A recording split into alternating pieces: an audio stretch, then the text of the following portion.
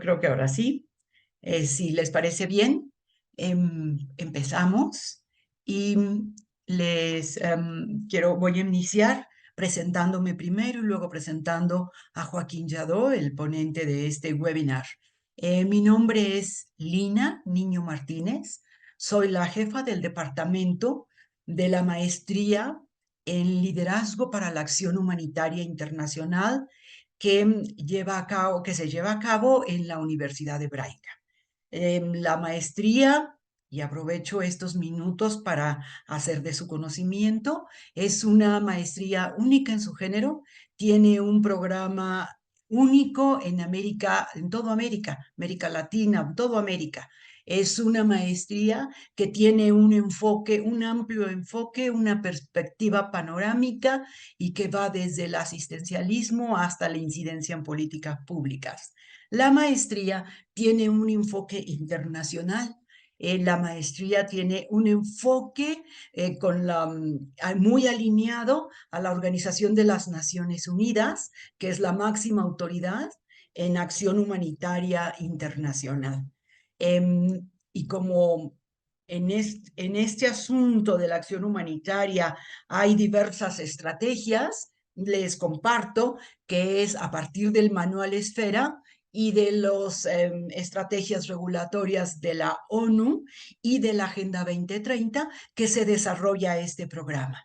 Si alguno de ustedes está interesado en cursar esta maestría, al final de esta presentación podríamos platicarlo o pueden escribir directamente a la universidad y el programa se encuentra en la página de la Universidad Hebraica. Entonces, bienvenidos nuevamente, sean todos y cada uno de ustedes y me permito presentar a Joaquín Lladó, que tiene justo más de 20 años en el campo de la acción humanitaria. Él seguramente les va a ampliar esto. Y Joaquín fue estudiante de la maestría, ya también en el 2020 más o menos, ¿cierto, Joaquín? Fue estudiante de la maestría. Está en el proceso de titulación, tengo entendido, y justo nos va a compartir su experiencia como director de alianzas en cadena. En el 2023 tiene ya un año como director de alianzas en cadena y nos va a compartir justo su experiencia respecto del cómo se ha trabajado, se sigue trabajando y cómo se trabajó este asunto, este infortunio que sufrió el Guerrero, particularmente el puerto de Acapulco. Entonces, Joaquín, muchas gracias. Bienvenido. Ya sabes que esta es tu casa. Gracias a la profesora, gracias por esta presentación tan cálida. Y sí, o sea, yo quisiera empezar por esta parte, o sea, empezar a hablar un poco desde mí. Me vincula a la Universidad Hebraica esta maestría, porque ahora que estoy como parte de cadena, déjenme decirles que nuestro presidente fundador fue el que llevó la idea a Hebraica de, oigan, ¿por qué no traemos un programa en acción humanitaria internacional? Porque bien lo dijo la profesora, en habla hispana se conocen únicamente dos programas que aborden este tema y en América Latina el único hasta ahora. Y es muy importante hablar de la profesionalización del humanitario en el mundo actual. Yo podría decirles de alguna manera que en todo el tiempo que llevo dentro del sector humanitario, pues siempre me preguntan, o sea, ¿tu trabajo se paga? O sea, ¿realmente esto es algo para lo que se estudia? Esto es algo, es muy curioso que los profesionales de la acción humanitaria a veces no somos percibidos como profesionales en un mundo que está cada vez más necesitado de profesionales en nuestro campo. Cuando asistimos nosotros, por ejemplo, a las conferencias de Start Network, etcétera, nos dicen que llegará el momento en que se tenga que atender un desastre diariamente. O sea, que nuestro trabajo va a requerir trabajo los 365 días del año. Y una frase que se acuña mucho en cadena y que decía nuestro fundador Benny Laniado es no nada más es hacer el bien, sino hacerlo bien. Eh, yo creo que para mí el momento de llegar a la maestría en acción humanitaria fue muy oportuno porque mi formación fue en relaciones internacionales y no nos enseñan nada de esto, nada de lo que aprendí en hebraica. Este manual Esfera lo aprendí hasta que estaba ahí y todo lo hacíamos un poco no profesionalmente, no organizadamente. Entonces quiero pues comenzar hoy hablar de humanitarismo, pues desde esto, ¿no? Desde Otis, porque es un evento reciente, porque puede ejemplificar muchas de las cosas que han ocurrido recientemente en México y que te pueden ayudar a decir, o sea, por qué sí es importante ser un profesional de la acción humanitaria. Entonces, huracán Otis, a mí me tomó por total sorpresa. O sea, yo les puedo decir que el monitoreo diario climático de cadena a las 8 de la noche decía, pues bueno, va a haber una tormenta tropical más en el estado de Guerrero y yo me fui a dormir con esa tranquilidad. Bueno, es una tormenta tropical más, ya vemos en la mañana si hay algo que hacer allá. Y, oh sorpresa, a las pocas horas que nos dijeron, esto es un huracán categoría 5, el huracán categoría 5 va a llegar a costas y es toda una historia diferente. Entonces, la primera cosa de la que se ha hablado es desastre natural. Entonces, este tema de desastre natural ha generado una cantidad de discusiones muy importantes en todos los foros internacionales, porque yo incluso apenas tuve que firmar un recibo para un donante que decía, le tienes que poner como concepto apoyo a desastres naturales. Y yo le decía, pero ¿qué crees? Que los desastres naturales no existen. O sea, ya está discutido por mil y una asambleas que el desastre natural no existe y que estamos eliminando de nuestro lenguaje cotidiano esa palabra porque queremos desapegarnos de ese lenguaje del siglo XIX en el cual es como la naturaleza contra el hombre. O sea, la naturaleza no nos hace nada. La naturaleza es la naturaleza, los fenómenos de la naturaleza son los fenómenos de la naturaleza, llueve donde tiene que llover, tiembla donde tiene que temblar, se calienta donde tiene que calentar, o sea, eso es ineludible. Lo que genera el desastre es el modo de vida del humano en la Tierra. Eh, los huracanes, tifones, como se les puede llamar en otras regiones del planeta, etcétera, son un fenómeno que ocurre en las zonas ecuatoriales. Hasta se llega a nombrar una temporada de huracanes porque hay una incidencia probabilística más alta durante esos meses, que en este caso estamos hablando de agosto a octubre, que son los meses de mayor incidencia, pero no significa que sea exclusiva. ¿Dónde ocurre el desastre? Pues sí, con el calentamiento global. Cuando se calienta más la Tierra, se producen menos huracanes, pero los que se producen son de mayor impacto. Entonces, ¿qué es lo que pasó con Otis? Tuvo un récord porque se formó mucho más rápido que cualquier otro de los que se tenga registro en América del Norte. Lo que genera el desastre, o sea, la razón por la que Protección Civil no alertó a la población con la velocidad que lo hubiera hecho en otras ocasiones, la razón por la que otras autoridades no fueron, por las que el mismo Cadena no mandó gente antes, fue porque no teníamos un registro de que un huracán pasara de tormenta tropical a categoría 5 tan rápido. Esto significa que el conocimiento científico que existe acerca de los fenómenos de la naturaleza es insuficiente a la luz del calentamiento global y cambio climático que se está viviendo en el planeta. Es decir, que es una invitación a seguir entendiendo qué pasa y de qué otras maneras se van a modificar los patrones de la vida humana con esto que estamos viviendo. Entonces, esa es la primera lección aprendida que tenemos con Otis, que tenemos que seguir haciendo monitoreos más efectivos, monitoreos más rápidos, porque no se había registrado antes que en 24 horas algo pasara de tormenta tropical a categoría 5. No había pasado antes. Y eso en perjuicio de una población, dicen 800,000 habitantes, pero Guerrero tiene una población flotante muy grande no registrada. Entonces ya realmente los registros reales son un impacto en 1,100,000 personas.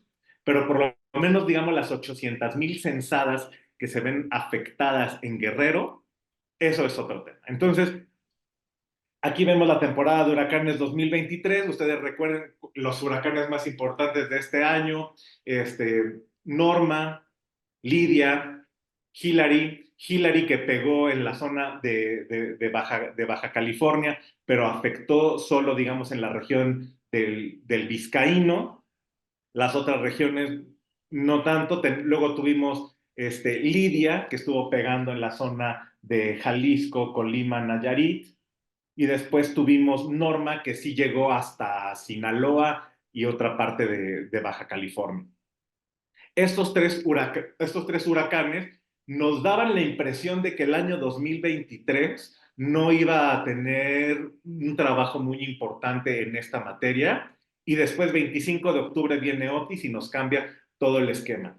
Y a nivel humanitario, ¿qué pasó? Que no se había terminado de recuperar a la población que se había afectado por los otros tres huracanes cuando nos llega Otis. Y entonces esta es una lección para el humanitarismo, el cómo darle visibilidad a las poblaciones que están en plena recuperación cuando un desastre más grande les quita esa plena atención. Entonces, Cadena mandó una misión a Colima, porque Colima nos había estado tocando la puerta de, oigan, por favor, hagan algo, aquí hay unas comunidades que siguen incomunicadas, personas que tenemos sin techo, sin alimento, ¿qué hacemos? Y esas personas estaban siendo ya olvidadas porque había tenido el protagonismo ya el otro desastre. Y entonces el trabajo que hace Cadena, que tiene que hacer a ver, muchas veces el de first responders, y es lo que nos genera como visibilidad en medios de comunicación y todo, es una ínfima fracción del trabajo del humanitario, porque nuestro trabajo no se puede quedar en una respuesta inmediata. Tiene que tener un componente muy importante de prevención, a veces olvidado. O sea, si ya sabemos que esto va a seguir pasando en las zonas costeras del mundo, especialmente en las zonas cercanas al Ecuador, pues ¿qué más tenemos que hacer para el siguiente año? ¿Cómo nos preparamos con mejores estructuras? ¿Cómo preparamos a la población para lo que esto pasa? Existen organismos humanitarios en el sudeste de Asia, por ejemplo, que allá tras que el fenómeno de tsunamis es frecuente, donde preparan a la gente en natación y decir, es que como esto va a volver a ocurrir, ¿cómo puedes estar lo mejor preparado para tu supervivencia si decides seguir viviendo acá? Y un tema es muy importante, se olvida cuando los efectos son secundarios al desastre. Aquí en un mapa de lo que pasa en Guerrero, quiero que noten la región montaña. La región montaña nunca se percibe como un perjudicado directo de huracán Otis, y lo que ellos están viviendo es peor que lo que pasó en la costa. ¿Por qué? Porque ellos tenían menos infraestructura. Aunque el viento no llegara tan fuerte, las lluvias provocaron una cantidad de deslaves que se llevaron los cultivos, que son el medio de vida de las personas, y son personas que al día de hoy no están resueltos en su tema de alimentación. Son personas que hoy necesitan el apoyo más que el que llegaron a necesitar en su momento las personas de la costa. Son personas que quedaron excluidas de las declaratorias de desastre oficiales. Son personas que no pueden acceder a los montos de recuperación que se establecieron vía gubernamentalmente. Entonces vemos cómo un desastre se vuelve mayor, donde hubo mayor vulnerabilidad, pero que no se les percibe como los perjudicados directos del asunto. Entonces se revierten. Entonces ya vemos en la zona de Acapulco restablecidos algunos servicios, restablecidos algunas actividades turísticas, la gente recuperando sus actividades, y en la región montaña no. Y entonces, ¿qué puede llegar a pasar si no se interviene en la región montaña? Que en 5 meses puedes encontrar situaciones mucho peores en montaña que en región costa. Entonces, el segundo trabajo profesional del humanitario consiste en hacer estos assessments y en tener estas evaluaciones y en hacer estos recorridos para entonces prever. Si no hago esto, entonces el menos perjudicado se va a volver el más perjudicado, en el poco tiempo. Recuerden que esto pasó con COVID, que en COVID se decía, no, pues si los más afectados son la gente que viaja. No, esto es una enfermedad de los privilegiados. Esto es porque te fuiste al extranjero. Había como ese prejuicio. ¿Y después qué pasó? Y después, ¿dónde hubo la mayor cantidad de personas que perdieron la vida? ¿Dónde hubo la mayor cantidad de personas que fueron necesitadas de hospitalización, etcétera? Ya no fue en estos como percibidos como iniciales. Entonces, esta es yo creo que una de las lecciones importantes que nos está dejando Otis. Y aquí vienen como cuatro grandes temas. Yo no sé si las personas que se conectaron hoy estén familiarizadas con estos conceptos. Hace rato que la profesora Lina habló de manual esfera, cuando hablamos de la Carta Humanitaria, cuando hablamos de los elementos rectores del humanitarismo a nivel internacional, pues están estos cuatro principios que hay que observar y que hay que cuidar muchos, ¿no? Que es humanidad, neutralidad, imparcialidad, independencia operativa. A ver si hay alguien aquí en este chat que me quiera contestar. ¿Cuál es la diferencia entre neutral e imparcial? A ver, si están despiertos, a ver si alguien me contesta, me daría curiosidad si alguien acá tiene idea de por qué es diferente o por qué son dos principios completamente separados, neutralidad e imparcialidad, si normalmente en el lenguaje son sinónimos, neutral e imparcial. A ver, alguien que sea valiente y que quiera dar una respuesta.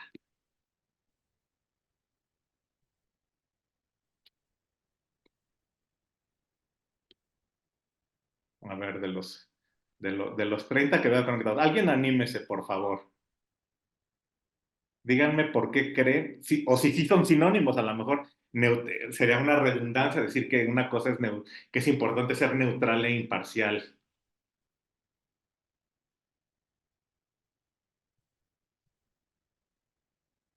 A ver, porfa, alguien. Ay, diga algo. Ah, ya alguien puso algo en el chat, a ver. Creo que no tengo forma tan. Ya hay dos comentarios. A ver, Diógenes dice neutral que no da punto de vista, imparcial que define su punto de vista objetivo. Y José Ramón dice, el neutral se puede considerar indiferente, el imparcial interesado. Miren, más o menos, pero les voy a decir porque es súper importante y aunque parezcan sinónimos, neutral significa, Luis, a ver, déjame, leo a Luis. Puede ser que neutral es respecto de no tomar o representar una posición imparcial que no juzga. Sí, te estás acercando. Les voy a decir por qué es súper importante esto. A las organizaciones humanitarias, cuando nos decimos neutrales, es decir, el apoyo es para todos y lo empiezo a entregar desde el que más lo necesita al que menos lo necesita. Pero es para todos. Una organización no se puede llamar humanitaria y dice, bueno, yo nada más voy a apoyar a los puros niños. Yo nada más quiero apoyar a, no, o sea, a los que me caen bien, a los que se formaron primero, a la comunidad donde nació mi abuelito, a la comunidad que está más bonita, a donde no. E imparcial significa que no tomamos postura frente a un conflicto. Es decir, hay ocasiones, por ejemplo, cuando vemos un tema de un huracán, pues parecería que no pasa esto, pero puede ocurrir en alguna comunidad que unos son de un partido político y otros de otro, que unos están a favor de una cosa y otros están a favor de otra. A veces nos pasa que trabajamos con dos comunidades y esas comunidades están en conflicto por el control de un bordo de agua. Y muy claramente en un conflicto bélico. ¿Qué pasa, por ejemplo, en un caso como, ¿qué les puedo decir? Lo que está ahorita pasando en Gaza. O sea, aquí en cadena hay personas que tienen familiares cuyos parientes están muy afectados por lo que está pasando en Israel. Pero Cadena no puede decir nada ni puede tomar partido. Y si mandamos acción humanitaria, tiene que ser para todos.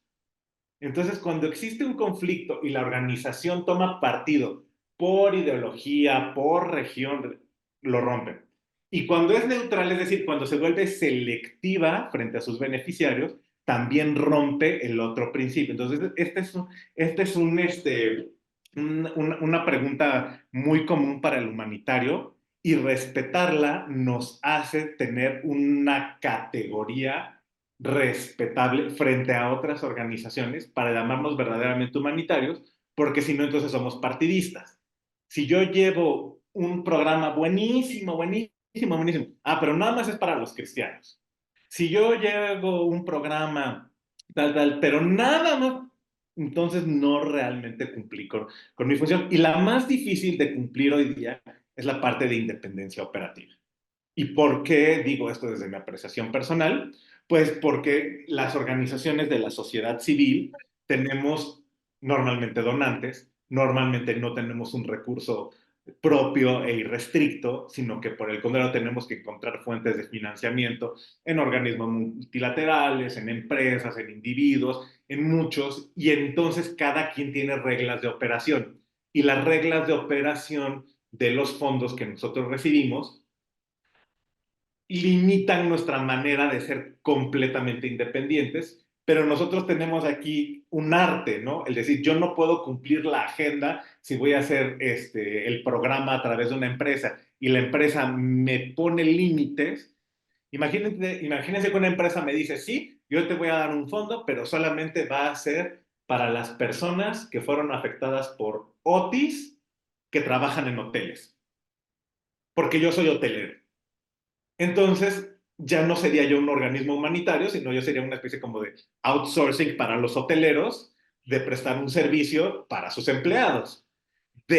Rompería mi humanitarismo. Si yo recibiera una propuesta de un organismo hotelero que me dice que quiere hacer algo, oiga, se tiene que hacer con estos cuatro principios. Esto va a beneficiar de alguna manera a la población que te interesa, sí, pero no puedo trabajar solo para esa población porque rompo mis principios, porque entonces ya puedo generar incluso rupturas comunitarias. O sea, ¿qué pasaría si hiciéramos rehabilitación de vivienda solo para los empleados de un corporativo? Y entonces el vecino con su casa tirada y el otro sí, porque el otro es empleado de no sé quién, entonces ya el organismo le puso su casa. O sea, generaríamos rupturas de tejido social. Y esto es muy importante porque es una de las tensiones más fuertes que se viven al momento de salir a buscar el recurso y a la hora de tener o buscar que claramente se nos siga percibiendo como organismo humanitario y no como un outsourcing o un servicio de rehabilitación o cualquier cosa. No sé si hasta aquí hay alguna duda, si voy, pueden seguir escribiendo en el chat si hubiera preguntas, etcétera, porque les estoy abordando como varios temas acerca de humanitarismo, pero a veces los puedo dar por hecho y digan, no, no, no, espérate, aclárame este. Si veo alguna pregunta, se las contesto, pero al parecer vamos claros hasta acá.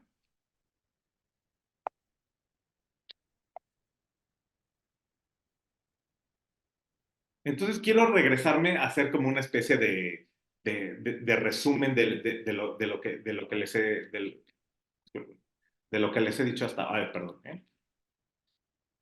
Como las tres lecciones, ¿no? Las tres lecciones que nos deja Otis en México. Número uno es la solidaridad de la población, que la solidaridad de la población se siguió viendo y viviendo, pero que yo siento que necesitamos hacer todavía muchísimo trabajo en cuanto a conciencia. No sé si ustedes lo vieron y seguramente sí, que fue el tema de los centros de acopio y que los centros de acopio se convierten número uno en como en la manera más fácil de participar y de decir ya estoy involucrado con mis semejantes. Pero los centros de acopio probaron ser la manera menos eficiente de ayudar a la población. Número uno, se regó mucho el rumor de que las botellitas de agua eran la mejor manera de ayudar a nuestras personas afectadas en Acapulco por el tema de sed. Y entonces no tienen ni idea cuántas botellitas y cuánta gente dejó botellitas de 300 mililitros en centros de acopio. ¿Y qué haces con la botella de 300 mililitros? Número uno, la tienes que transportar, la tienes que entregar. ¿Qué hace una persona? Generas nada más un plástico que va a acabar tirado en alguna calle de Acapulco. Después se quedan muchos productos que no se pueden agrupar de manera integral. Otra de las cosas que nos dice el manual Esfera, acertadamente citado aquí por la profesora Lina, es que hay una diferencia muy importante entre despensa y paquete de alimentos.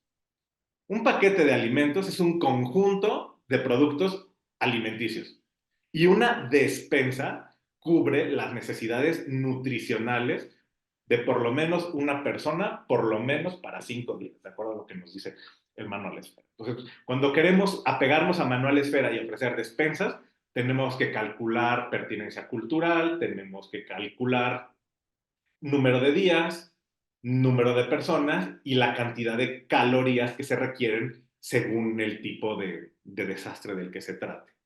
Y armar una despensa es algo que ustedes ven en esa fotografía, en la cajita que dice cadena, porque la armamos nosotros como se tiene que hacer. Y cuando la gente nos deja producto a granel, nos dejan, número uno, productos que tienen edulcorantes, productos que tienen exceso de grasas, que tienen excesos de sodio. Todo lo que tiene sellitos negros, de acuerdo a lo que nos dice Manuel Esfera en las recomendaciones de ONU, no se puede entregar. Entonces, si alguien nos deja ese producto en centros de acopio, no lo puede entregar. Si ya pasó fecha de caducidad, tampoco lo puedo entregar. Si mil cosas no lo puedo entregar. Entonces, una lección es que tenemos todavía que hacer un trabajo muy importante de conciencia entre la población civil de cuántas cosas no sirven para atender un desastre. ¿Qué hago si entrego puro dulce o puro azúcar a una comunidad? O sea, no es decir, entonces, si entrego paquetes de alimentos y esos paquetes de alimentos están desbalanceados, ¿qué tanto le pueden durar a la gente? Si entrego producto que esté caducado, esa lección quedó muy importante en el 17. En el 17 alguien pensó que los sándwiches eran el mecanismo ideal. Y entonces hubo miles de paquetes de sándwiches y hubo unos que se armaron en Ciudad de México que una organización entregó en Morelos, en Puebla, sí, entre Puebla y Morelos, que fue el epicentro. Ajá, oh sorpresa, tenían una mayonesa que fermentó y después en toda la población hubo un problema de infección. Entonces, le repito la frase de nuestro fundador, no nada más es hacer el bien, sino hacerlo bien. Y créanme que son cosas que se aprenden solo desde la academia y solo formando parte de un programa profesional. Y creo que lo último que nos deja de lección este huracán es lo importante que es coordinar autoridades y coordinarnos entre organizaciones de la sociedad civil, porque se dispersan muchos rumores, a veces si la autoridad local no sabe, si la estatal no sabe, si la federal no dice, entonces las organizaciones tienen muy difícil o muy poco claro su mapa de acción para hacer realmente más eficiente, evitar duplicidades y evitar que se trabaje como de manera descoordinada. Déjenme ir hacia acá. Entonces, bueno, pues hasta aquí, o sea, dejaría yo como mis comentarios acerca de Otis porque me interesa mucho como la parte interactiva con ustedes. Me dejaron aquí alguna pregunta más. Luis dice, gracias hasta ahorita. La independencia operativa es ser neutral e imparcial. Cuauhtémoc, me imagino que te llamas. No, fíjate que quiero hacerte esta distinción. Independencia es una cosa, neutralidad es otra e imparcialidad es otra. O sea, independencia operativa significa que sigues tu propio plan en terreno. Neutralidad es que brindas tu apoyo para todos, empezando desde el que tiene mayor necesidad al que tiene menor necesidad. E imparcialidad significa no formar parte de ningún conflicto. Entonces, no es que uno sea otro, sino que son tres principios distintos y a este le sumamos el humanismo o el imperativo humanitario, del cual se habla en la Carta Humanitaria, es de, ¿por qué lo hacemos? Porque somos humanos. Porque podría ser muy fácil decir, si no tuviéramos el principio humano, decir, no, pues se tienen que morir los que se vayan a morir. Pues no pasa nada. Pues el mundo va a seguir siendo mundo. Justo porque el imperativo humanitario dice, me interesa la vida de los demás, es porque lo tengo que hacer. Por eso se le llama imperativo humanitario. Porque de otra manera, pues podríamos irnos como estos principios así como de la ley del más fuerte o de la supervivencia del que tenga que ser. Entonces, por eso son 4 principios que nos tenemos que estar constantemente recordando a nosotros mismos como humanitarios, porque si no, no podemos intervenir de manera adecuada en las comunidades, ¿no? O sea, ya la misma palabra lo dice, intervención, es decir, tener esta conciencia de que estoy metiéndome en donde no es mi terreno y hacerlo con ese respeto y desde esos principios es lo que te va a dar toda la ventana para decir estoy ejerciendo acción humanitaria y no estoy haciendo asistencialismo o estoy satisfaciendo mis agendas personales o me estoy creando un ego cada vez más fuerte. Una de las discusiones, ahorita que me lo traen a colación, una de mis discusiones más fuertes vino en la montaña de Guerrero, que llegó una persona muy, muy conocida, no quiero decir nombres, ¿no? Porque es una donante importante, y entonces le decía a la gente, es que tú no sabes cómo vivir tu vida, yo te voy a decir cómo le tienes que hacer. Entonces la gente así en la montaña, un poco tímidos, no viéndolo a la cara, y me quedó muy grabado que mi jefa se paró y le dijo, a la gente no le hablas así en mi cara. O sea, a la gente no le vas a hacer esto, ni le vas a decir tú cómo vivir. Y entonces la gente empezó así, ya sabes, como que a sentirse más empoderada, así, de, oye, de veras, ¿no? O sea, una cosa es que seas donante y otra cosa es que tú me vengas a decir estas groserías de que que si puedo vivir mi vida de tal manera o no. Entonces, esas lecciones nos tienen que quedar, ¿no? O sea, sin tener que llegar a confrontación con nadie, pero el decir, o sea, yo hago esto porque me interesa la vida de los demás, porque me interesa el empoderamiento, porque me interesa ver un mundo bien construido, pero que no lo haga yo desde mi ego, pero que no lo haga yo desde mis intereses, pero que no lo haga yo para cumplir mi agenda. O sea, ese es realmente el objetivo del humanitarismo. O sea, para eso estamos aquí.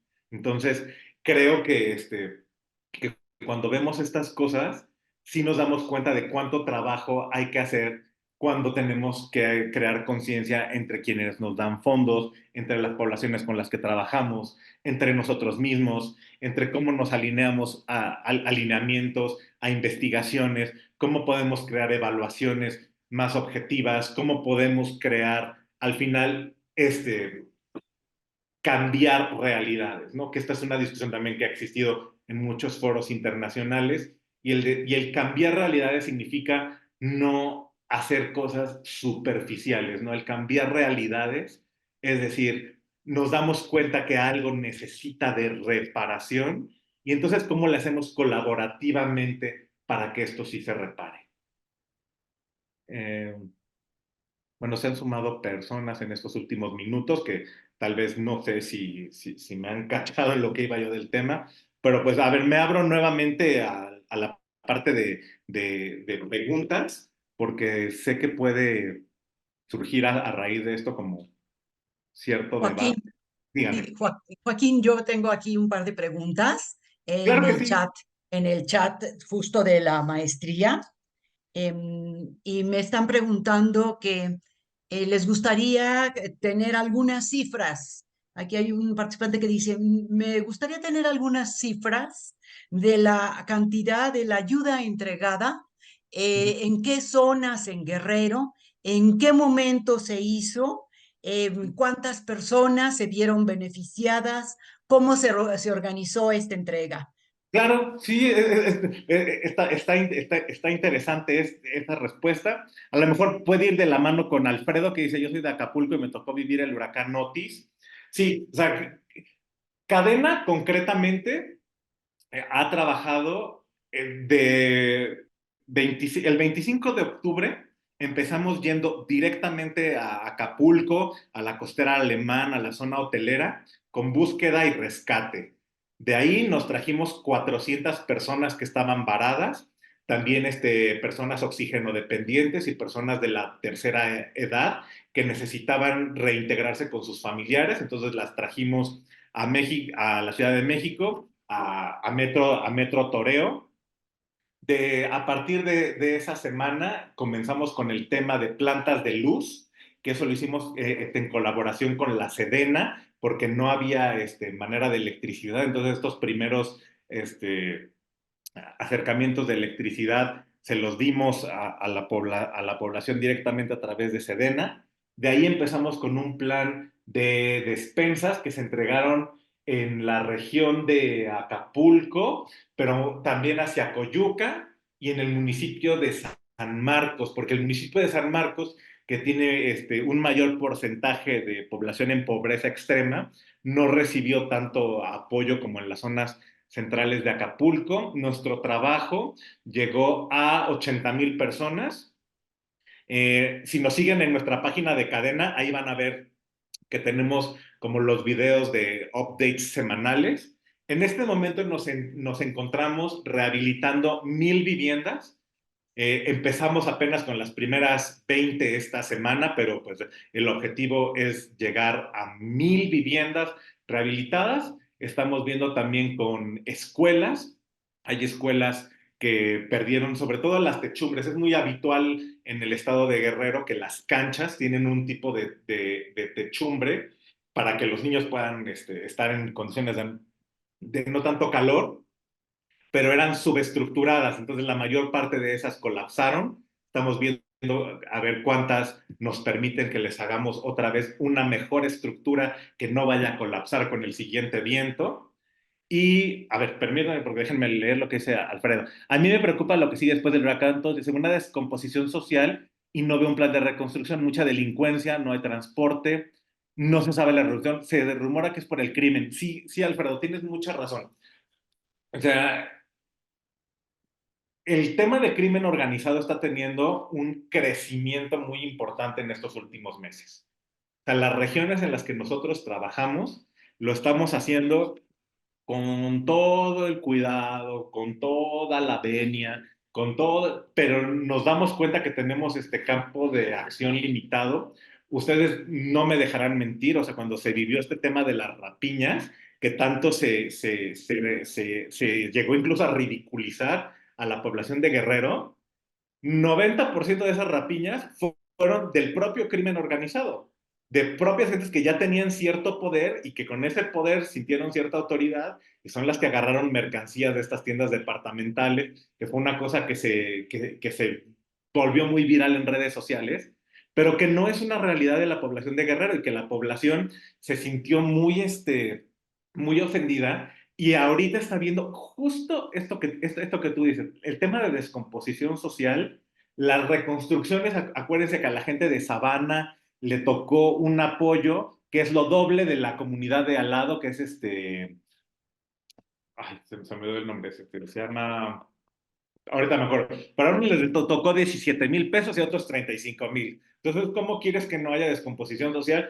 Si a unos 17, a otros 35,000 y a otros cero. Entonces, Cadena está un poco compensando esto, ayudando a las poblaciones que les dijeron cero, pero que nosotros sabemos que necesitan un mejor techo, una mejor casa. Pero ahí está, es justo la lección de lo que les decía. O sea, estas faltas de coordinaciones. Entonces, Montaña de Guerrero, que se quedó sin medios de vida, cero. Población de San Marcos, que tiene 20% de población extrema, cero. Pero la Sabana, 17,000 pesos y Coloso. Y Coloso, 35,000. Pues, ¿cómo quieres que no se descomponga el tejido social? Leo otra pregunta, Luis. Dice, ¿qué recomienda para, además de evitar el mal uso de desastre natural, mejorar la capacidad de respuesta de la población mexicana, especialmente bajo el liderazgo de organizaciones como la que usted representa? Mira, para evitar el mal uso de la palabra desastre natural es hablar de desastres, hablar de emergencias y siempre pensar cuál es la responsabilidad del ser humano en cualquier cosa que se presente. O sea, si es un sismo, a ver, entonces, ¿quién es la constructora que no estructuró suficientemente bien? Que está ganando mucho dinero, pero que no está estructurando bien las cosas que entrega. En el caso de huracanes, o sea, ¿quién permitió que escuelas donde van niños, donde tenemos incluso kinder, jardín de niños, tengan pura lámina de metal chiquita, subestructurada, que se convirtió en navajas cuando llegó el viento? esa es la parte que podemos hacer como organizaciones de la sociedad civil y en la que podemos hacer frente al gobierno. O sea, que va a seguir lloviendo, que van a seguir llegando vientos, que va a seguir temblando. Ajá. Y entonces, ¿dónde está nuestra respuesta efectiva para ir vigilando cómo se mitigan esos daños? Eso es lo que yo les recomendaría. Creo que tenía usted otra pregunta en el chat, profesora Lina. Sí, sí, Joaquín, precisamente. Aquí me están preguntando que justo como desde la dirección de alianzas, Ujú. ¿con quiénes se firmaron alianzas? ¿Qué tipo de alianzas se dieron y por cuánto tiempo? ¿Y esto qué perspectiva tiene hacia futuro? Muchas gracias. Miren, nosotros firmamos 50 alianzas en este tema.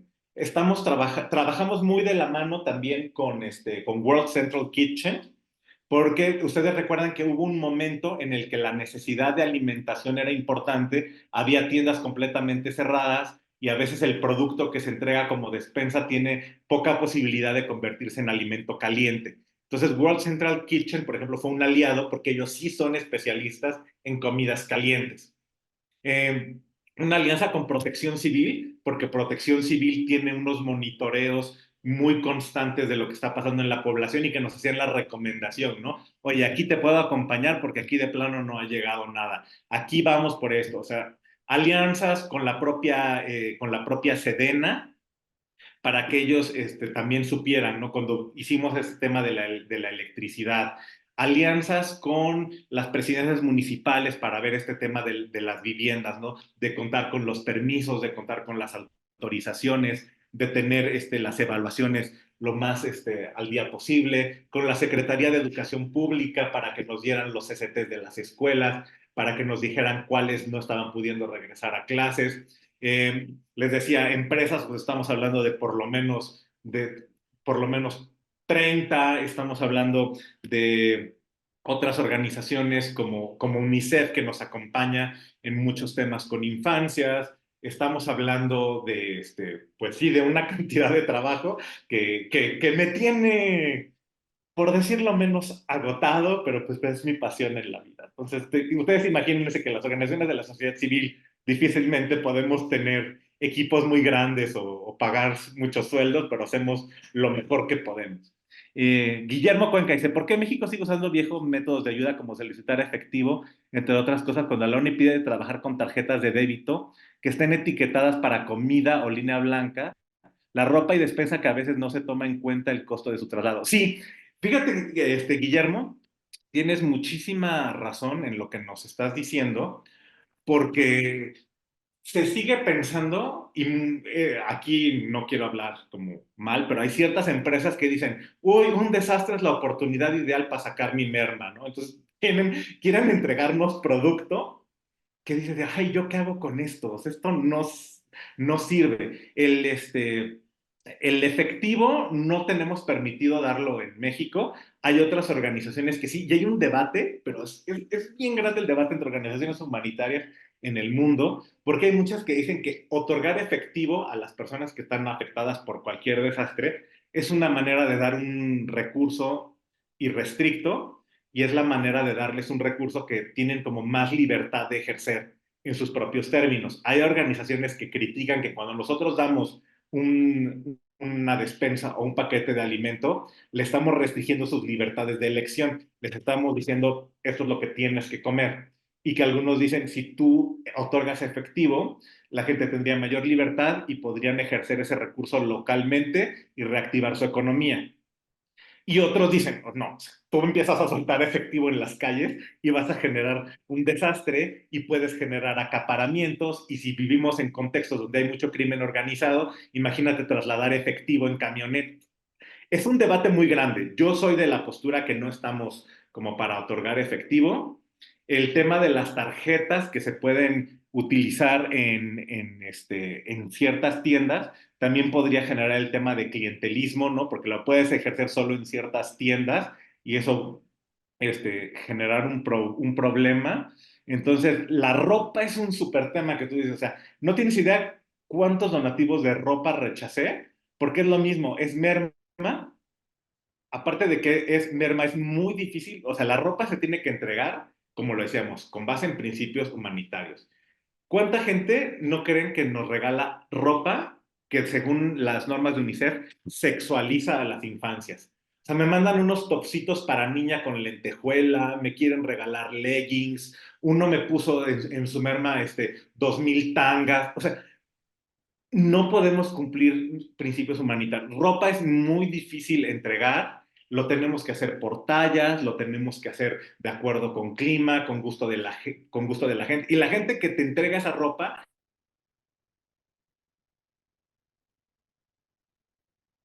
perdón, se me fue a mute, ya me, salgo de mí y le digo, no, o sea, entregar ropa es una calamidad, prácticamente yo no la acepto, prácticamente nunca, pero sí, o sea, creo que es momento de aplicar mucha más innovación en la acción humanitaria internacional y dejar de pensar estas cosas, ¿no? Como que si doy ropa, si saco merma, si no sé qué, ajá, ¿y cómo se hace?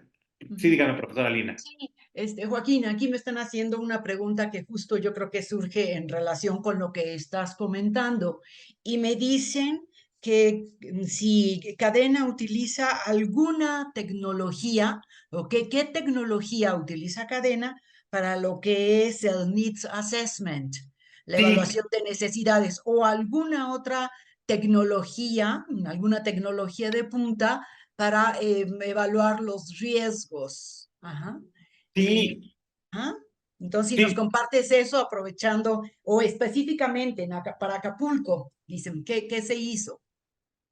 sí, fíjense que una parte muy interesante es que contamos con el apoyo de Monday, que Monday es una plataforma donde nosotros podemos, sería toda una plática nueva, ¿no? Pero, o sea, de manera resumida, pues, a través de Monday podemos hacer las evaluaciones, subir en tiempo real información, monitoreos, capturar datos, o sea, tener todos los datos al día, que lo puedan ver diferentes agencias, que se puedan ir actualizando minuto a minuto. Todo eso sí lo tenemos. Contamos con otras plataformas como tipos de CRM, o sea, sí tenemos, tratamos de estar siempre como con la mayor vanguardia, porque ustedes imagínense que un desastre entre más grande hay menos comunicación y si no la podemos tener en tiempo real y si no podemos contar con todos los datos, cruzar los datos que tenga el gobierno con los datos que tenga Protección Civil, con los datos que tengamos de evaluación propia, con el Go Team que nos hagan, con lo que nos... O sea, toda esa información tiene que estar en una red y esa red decirnos, ok, esta es la situación real, vete para acá, vete para allá. Sí, definitivamente es todo un ámbito.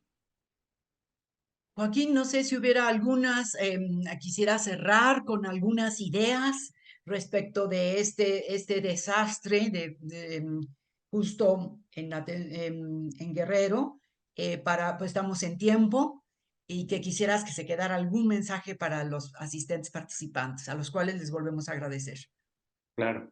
Pues miren, quizá quiero cerrar como comencé, hablando de la importancia de profesionalizarse como humanitario, ¿no? O sea, creo que todas las preguntas que ustedes me han hecho dejan ver esta parte, ¿no? De no estamos ahí, no estamos todavía en el perfil ideal para la respuesta humanitaria, como país, como mundo incluso. Entonces, la necesidad de profesionales en la acción humanitaria es grande, es un campo de acción importante. Sumarte a un proyecto como esto de la maestría para la acción humanitaria internacional, si es que a ti te interesa dedicarte a esto, es un must.